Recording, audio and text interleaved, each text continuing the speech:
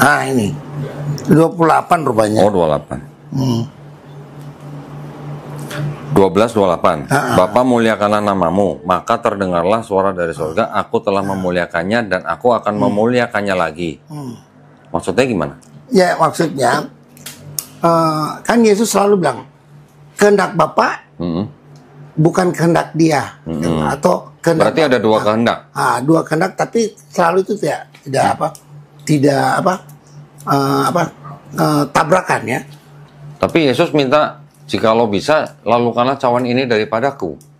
Jadi ini juga mungkin memang agak sulit kalau saya menjelaskan bahwa keyakinan Kristen masalah itu Yesus itu punya dua kodrat kan, kodrat ilahi dan kodrat manusia itu ya. Ada ayatnya Yohanes 3 ya, Yohanes 3 ayat mulai dari 13 itu sampai 18. Kan dia menyebut dia sebagai 18. Anak dan dia sebagai anak tunggal Allah. Hanya disebut sebagai anak tunggal. Dia anak tunggal Allah. Ini masih kurang nyambung, Pak, dengan dua kodrat itu. Kan dia ada anak, dia anak ada Allah. Dia anak manusia. Berarti dia manusia yang seutuhnya. Dia manusia seutuhnya. Berarti ini yang merumuskan dua kodrat. Nah, ini yang dua kodrat. Berarti pada waktu Yesus dia anak tunggal Allah. Sepemahaman orang Yahudi kalau anak tunggal itu berarti pada waktu Yesus jadi manusia, dia membawa kodrat Allah. Dia kodrat Allah dan kodrat manusia. Ya, kodrat manusia. Kodrat ilahi nggak kelihatan itu kan? Iya, jadi pada waktu Yesus jadi manusia, berarti dia membawa kodrat manusia dan kodrat ilahinya bersama-sama. Bersama-sama. Kalau dia punya kodrat ilahi, Pak, berarti dia harusnya maha mengetahui nggak? Maha mengetahui. Kenapa dia bilang saya tidak tahu hari kiamat? Yohanes 5 itu kan? Enggak, itu di Markus 13:32 kalau salah. Tapi coba kita baca terus, itu kan selalu nanti yang datang dia. Yang datang dari mana? Ya, dia sebagai manusia dia tidak tahu, tapi dia sebagai Allah. Bahkan sebagai manusia dia sudah tetap bersama, pada saat yang bersamaan dia bawa kodrat ilahinya juga, Pak. Ya, di situ kan dia memperlihatkan bahwa dia sebagai manusia seutuhnya kan, dan dia sebagai ilahi yang seutuhnya juga. Ya.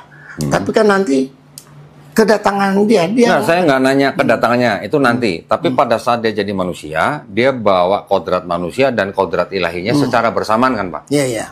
Kenapa pada saat dia punya kodrat ilahi dia tidak tahu hari kiamat? Dia sebagai manusianya ya. Kan sebagai manusia dia juga bawa kodrat ilahinya juga. Kenapa pada saat yang sama dia punya kodrat manusia dan juga bawa kodrat ilahinya, dia tidak tahu hari kiamat? Ya, dia kan menjelaskan bahwa malaikat pun tidak. Ya, malaikat pun tidak. Ya, anak pun tidak. Anak pun tidak. Hanya Bapa saja. Bapa saja. Berarti pada saat Yesus jadi manusia, kodrat ilahinya di mana? Ya, kodrat ilahinya ada di dalam tubuhnya ya, yang tidak kelihatan itu kan. Ya, transenden lah kita bilang. Kalau dia punya kodrat ilahi, kan harusnya dia tahu hari kiamat, Pak. Nah, kalau saya membacanya bukan itu. Dia tahu sebenarnya, yang datang juga dia kok, dia bilang. Berarti pada saat dia ditanya, dia bilang yang tahu hanya Bapa saja, dia bersandiwara gitu. Ya bukan, dia mau menyatakan bahwa dia adalah manusia, sebagai anak manusia, yang seutuhnya, yang lebih memahami adalah Bapa kan. Itu. Iya, sebagai manusia dia kan bawa kodrat ilahi juga. Terus kodrat ilahinya di mana pada saat dia ditanya itu? Ya, kodrat ilahinya ada di dalam tubuhnya. Ada di dalam dia. Nah. Berarti kalau ada kodrat ilahi di dalam diri dia, harusnya kan dia tahu hari kiamat, Pak. Sebenarnya dia tahu ya. Sebenarnya dia tahu. Tahu. Berarti dia pura-pura nggak tahu. Nah, bilang pura-pura juga. Kalau dia tahu, kalau dia tahu, Pak, kalau dia tahu tapi dia bilang hanya Bapa saja yang tahu, berarti kan dia sedang pura-pura nggak tahu. Kalau saya memahami, dia memperlihatkan bahwa kemanusiaannya seutuhnya. Kalau kemanusiaan seutuhnya, berarti pada saat itu dia nggak bawa kodrat ilahi. Ya, itu melekat sih ya. Kalau melekat, harusnya dia malah mengetahui dong, Pak. Ya. Itu itu memang kejanggalan itu. Susah susah. Karena gereja memutuskan Yesus punya sifat ganda atau dua kodrat itu Bapak bilang. Kalau saya menurut ayat itu ya. Oke, tapi kan diputuskan oleh gereja, Pak. Di tahun 451 di Konsili Kalsedon. Yesus punya sifat ganda, manusia dan Tuhan atau ilahi sepenuhnya. Ketika kita kembalikan kepada peristiwa Yesus ditanya kapan hari itu, dia sebagai manusia juga, dia juga sebagai Tuhan juga. Gini, Kalsedon 400 ya. Itu kan Petrus sudah menyatakan dia sebagai, di surat-suratnya Paulus juga sudah menyatakan dia adalah sebagai manusia dan yang merendahkan diri. Dia adalah tidak menyetarakan dirinya kan dengan Allah, walaupun dia adalah rupa Allah tapi tidak menyetarakan. Itu kan itu sudah menyatakan bahwa itu abad 1 kan, bukan nanti. Iya, maksud saya. Tinggal dipertegas pada abad 4 itu. Iya. Tapi sebelumnya kan para murid sudah menulis bahwa dia adalah anak manusia dan Tuhan juga. Anak Tuhan juga. Jadi kemana-mana Yesus jalan, dia berjalan sebagai kodrat manusia dan kodrat ilahi secara bersamaan dong Pak. Betul. Nah, ketika dia ditanya hari kiamat dia nggak tahu, berarti kan yang jawab hanya kodrat manusia yang saja. Kodrat ilahinya kemana? Gitu maksud saya.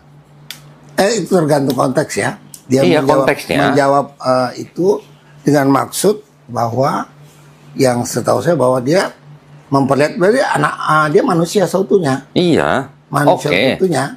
Anak manusia seutuhnya bisa diterima Pak. Kristen mengatakan juga Yesus punya kodrat ilahi. Bapak tadi juga mengatakan hal yang sama.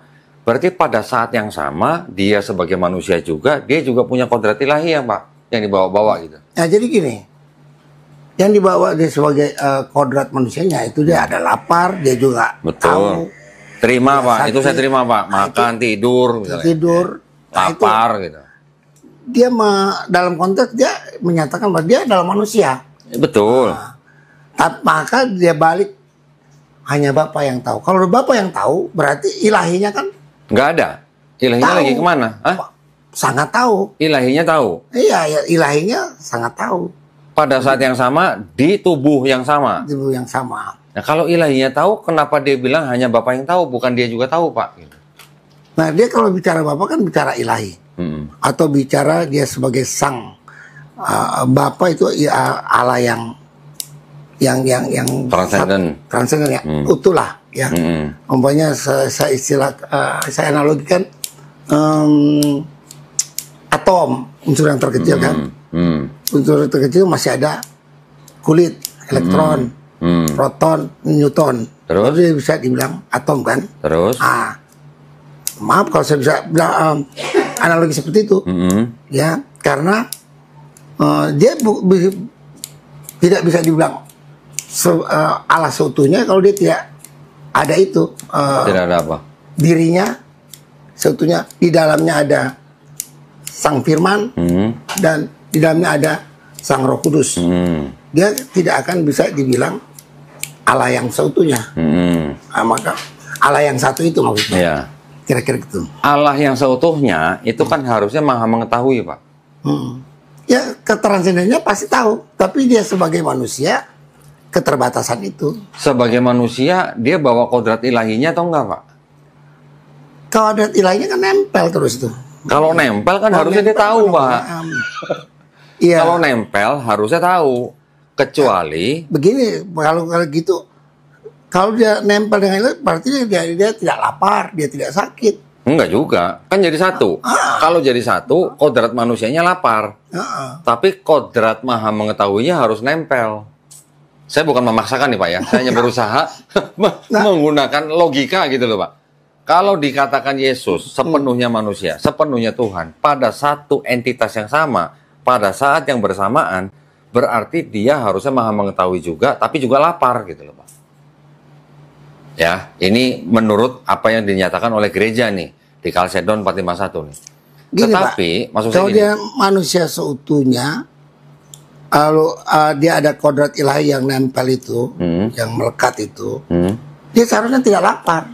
Enggak juga, kan ada manusianya tidak, Pak. Kan ada manusianya. Nah, ini kan bicara manusia. Manusia iya. itu, dia sebagai manusia ya, dia tidak tahu. Dia sebagai ilahi dia tahu, dia bilang Bapak yang tahu. Iya. Nah, gitu. Itu yang saya paham itu. Nah, kenapa dia nempel ini kodrat ilahinya kok masih lapar? enggak, kodrat masih ilahi sakit? nggak lapar, Pak. Yang lapar kodrat manusianya. Enggak. Yang kodrat manusianya itu kok masih lapar, sedangkan ada kodrat ilahi itu. Kodrat Itu ilahi kan nggak butuh makanan, Pak. Ya? Kodrat ilahi kan nggak butuh makanan. Iya, kodrat manusianya kok.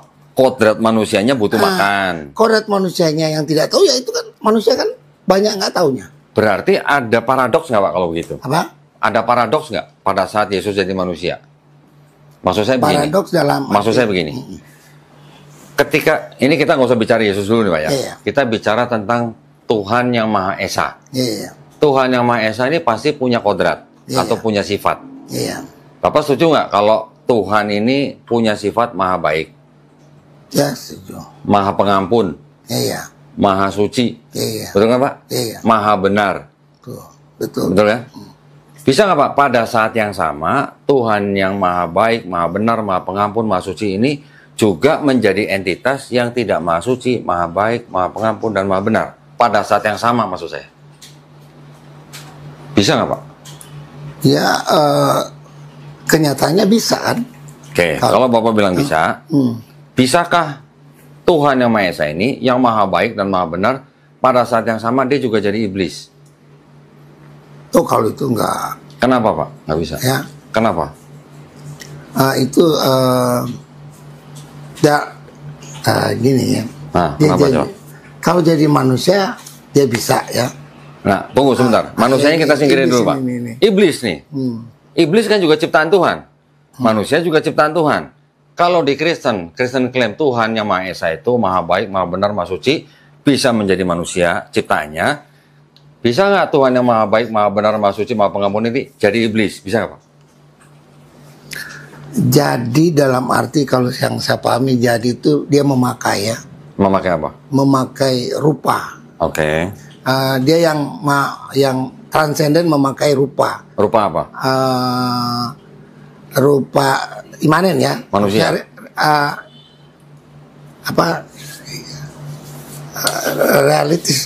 Realistisnya ya, Pak. Jadi memakai imanen itu kan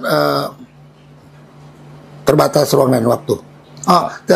Sangat terbatas ruang dan waktu. Siapanya? Kalau imanen, Oke. realistis apa maksudnya itu ya? Hmm.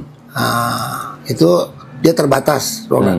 Nah dia waktu memakai rupa manusia itu kan manusia kan penuh dengan terikat ruang dan waktu. Terus?